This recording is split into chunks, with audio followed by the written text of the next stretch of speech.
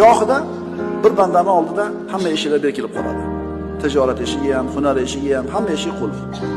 Bosh qotib qoladi. Qayoqqa qo'lini cho'zmasin, qo'li yetmaydi. Qayoqqa boshini urmasin, eshik ochilmaydi. Shunda nima qilish kerak? Haromga qo'l urish kerakmi? Ana falonchi deydi. Mana narsani savdosiga kirishuvdi, zo'rib ketdi. Nima qilish kerak shunda? Shunda inson lekin o'zi kallasidan kelib chiqib turib, agar dinidan bexabar bo'lsa, o'zichasi yechim istab beradi. Keyin mana ham qilib ko'raychi, bo'lmadi. Keyin mana qilib ko'raychi, bu ham bo'lmadi. Aniq turuvdi yo'q. Nima qilish kerak shunda? Ana shunday holatda Allohdan taqvo qilish kerak. Allohning manhajini mahkam tutishlik kerak. Shundan keyin eshiklarning ochilishini kutib turing. Chunki Robbimiz aytayapti, kim Allohdan taqvo qilsa, har qanday mushkuladan chiqib ketadigan yo'lni ko'rsatadi va kutmagan joydan nimasini beradi? Rizqini. Demak, nima qilish kerak ekan?